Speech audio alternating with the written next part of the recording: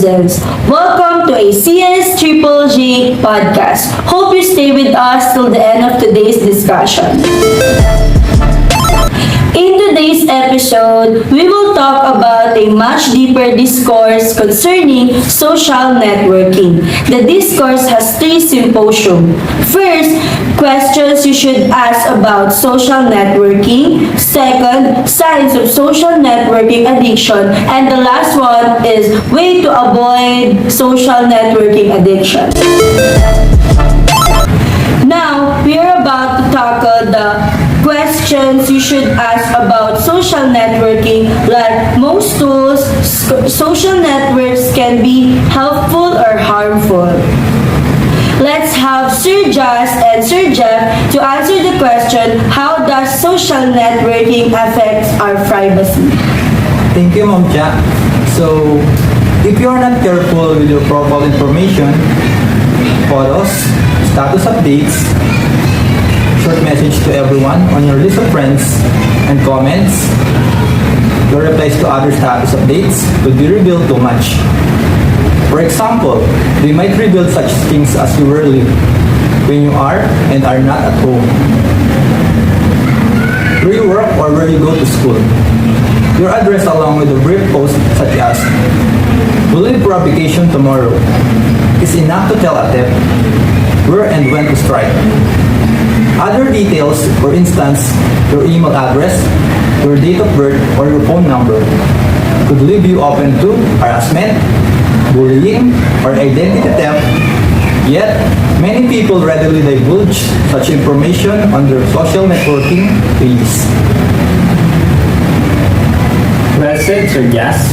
People tend to forget that once they post something online, it is in the public domain.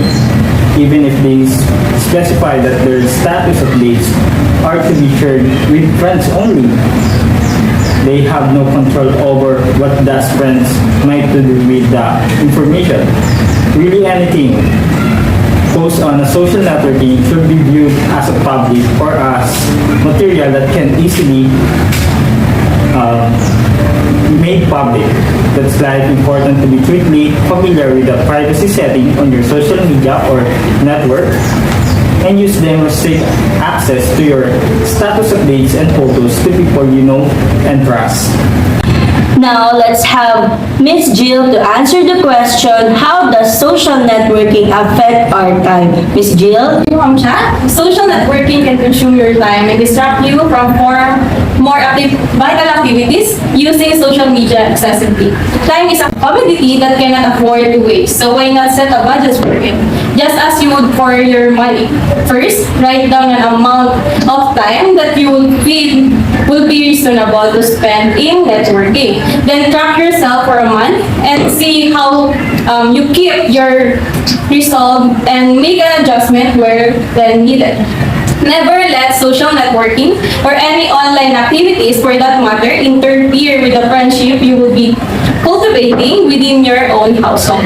One of the irony of the internet, writes by Don Tapscott in his book Grown Up Digital, is that while it makes staying in touch easier when family members are physically apart, it can also keep them apart when they are at home. Thank you, Miss Jill. So now let's have Miss Shet to answer the question, how does social networking affects our reputation? Miss Shet? Thank you so much, Ms. Charma.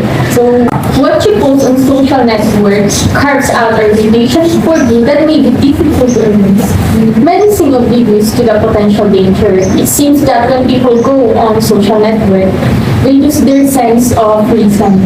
They say things that they normally wouldn't say. Some don't realize that if one stays composed, their good reputation can be ruined. Damaging your reputation on social network can have long-range consequences. Grown Up Digital states, stories are legion of social network sites users losing their jobs or being turned down for new jobs because of what they have posted online. Thank you, Miss Shet. So, in social networking, we need to avoid the pitfall of posting improper comments or photos because the heart is triggerous. A person can be inclined to post improper comments or photos on a social network. However, this could damage someone's reputation or cause him to offend others and also people of viewing questionable materials.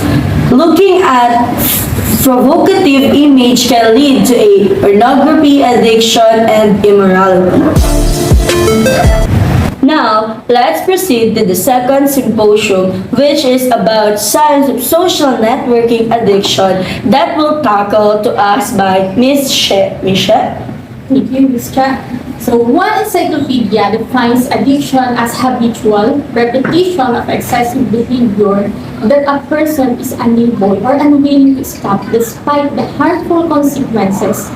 In order to know if you are showing the signs of social networking addiction, I am about to ask some questions for you to think about and try to answer honestly.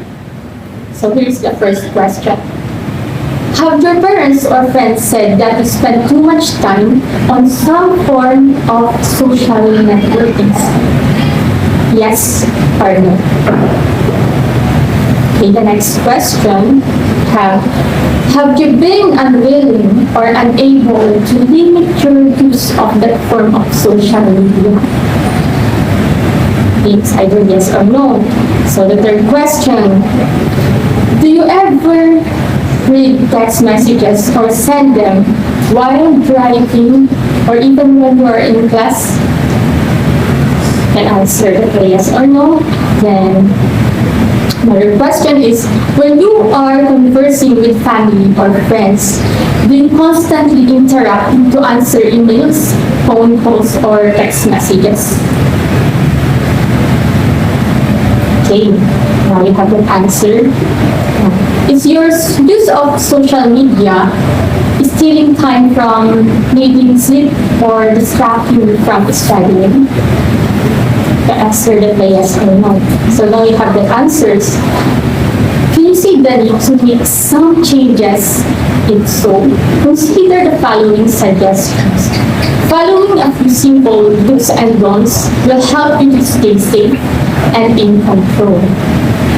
Do keep in contact with friends and families and share upbuilding news and viewpoints. Don't spread harmful gossip, share immoral text message or pictures, or watch immoral video clips or programs. You set a limit on how much time you will spend sending and receiving calls and text message, watching programs, or playing games. Don't allow yourself to use electronic media to interrupt time you have set aside to spend with your family and friends to study or engage in more important things or activities. Do use electronic media to strengthen the ties you have with people who encourage you to develop good habits. Don't fool yourself. We will adapt the standards, language, and thinking of those you choose to socialize with through emails, texting, TV video, or the internet. Do keep track of how much time you spend using electronic media. Don't ignore the comments of your family or direction of your parents. If they say that you're spending too much time with your some sort of form of media.